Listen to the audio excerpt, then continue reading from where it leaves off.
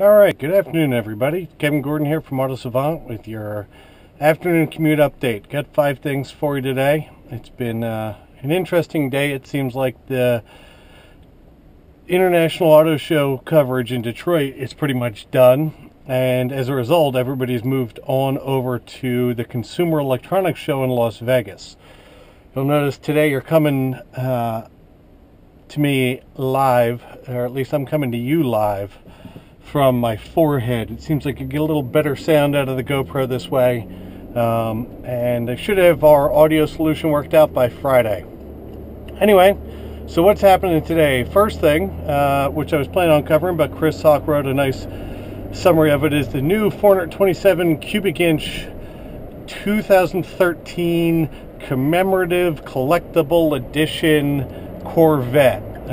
Fundamentally, it's a Grand Sport convertible with the Z06 engine and magnetic ride control. Might be the most exciting of the Corvettes so far. There's something magical about that naturally aspirated V8. I know that the ZR1's a monster, but that naturally aspirated engine in the Z06 is really awesome. And with magnetic ride control, it's going to be a great handling thing. Sure, the interior still stinks, but we're really hoping that that thing winds up in some press fleets. Next up on the list, jumping over to CES, I wanted to touch on 3 manufacturers: Audi, Ford, and Mercedes-Benz. So first, Audi had a ton of releases in CES this year. I think for me, there's 2 major ones. One is the fact that they've come up with a new autonomous driving system, I believe called the Traffic Jam Assistant, and that's in contrast to Mercedes-Benz previously announced Traffic Jam Assist. The Traffic Jam Assistant uses sonar, just like, and laser guided cruise control, so just like those work, as well as some high-definition cameras, so that once you activate it in stop-and-go traffic, it will completely drive the car for you, I believe up to 37 miles per hour. Well, sure, it's the first step towards us not actually driving our own cars, but these things have a real benefit, and that's the fact that the accordion feature that happens as you drive in stop-and-go traffic, where you're, stop dead, going 55, and then stop dead again. Well, they figured out that if, I believe it's 40% of the cars start to have automatic stop-start tech, that accordion effect will almost end as a result of the fact that there'll no longer be the even very small delay of the car in front of you letting off the brake, starting to pull away, causing a gap, and then as you close that gap and that car in front of you closes that gap, you both touch the brakes, and as a result, traffic comes to a screeching halt. The other thing that it should hopefully start to prevent is a bunch of rear-end collisions through there. So expect to see that sometime next year, and of course it'll probably appear on one of the top level A8s and then slowly filter down through their product line. Next, Audi had a heads-up display on display. What did they call it? The contrast analog heads-up display. And what this fundamentally is a full coverage heads-up display, which would appear much higher in your field of vision, so up here, which would allow them to display things like speed, RPM, and navigation updates, as well as for a passenger displaying full video capabilities. And the concept is it'll have some kind of Microsoft Kinect-like capability where you could almost swipe something over to your passenger, and at that point it would become far more interactive, obviously, to distract the driver less.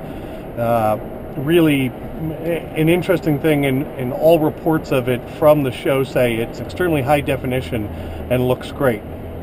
Finally, Audi had a prototype interior of the next generation A3, so the smallest of the Audis, the Volkswagen Golf of the Audis, but in this it had the full high-def pop-up Audi multimedia interface navigation screen, as well as their touchpad interface to interact with the nav. It seems like Audi's moving to that touchpad where you draw letters into your nav system and potentially integrating that in with the MMI control knob. So good signs there. One, there's the word knob in there, which is Jalopnik reported yesterday. They had a very nice little article on the fact that knobs need to come back to cars. Buttons and sliders really sort of stink, and there's something tactile and wonderful about a good knob in a car. Moving on to Ford at the Consumer Electronics Show. So Ford had, again, 3 announcements I thought were interesting. One was there's a whole new suite of applications coming for Sync directly. So application and Sync gets a little confusing because they actually use the word app, like Apple and Android and everybody else at this point is using the word app. So there'll be more apps you can integrate directly with your Sync system. So more, I think it's Spotify and a few more streaming media services, so on and so forth. So that'll be interesting as it progresses. The next one is their My Ford mobile app for actual phones is going to come out with the Focus electric car. And it's, similar to what we've seen, I believe, GM do with the Volt, where your app can tell you things like charge and remaining range, but also they've added a bunch of game-like features to help coach you on ecological driving and show you how much carbon dioxide you've saved from being added to the environment, so on and so forth. And finally, and I think most interesting, Ford is building an R&D facility in Silicon Valley to join, of course, all the big tech giants, as well as a few of the other auto manufacturers that already have R&D facilities there. Good news for Ford. I think Ford's doing a lot of the right things with technology, despite the fact that Ford My Touch and some of the newer models with Sync really got lambasted by almost everybody, and in some ways deservingly so. Finally, third manufacturer at CES, Mercedes-Benz. They're the first year they've been at CES, and they had quite the booth. Dr. Z had a full keynote speech, and in there they announced a few interesting things. I thought the most valuable thing that came out of it was the fact that Dr. Z was talking about how if you think about smartphones, they've done more than just allow people to communicate, and how he thinks that smart vehicles are going to allow vehicles to become more than just transportation devices.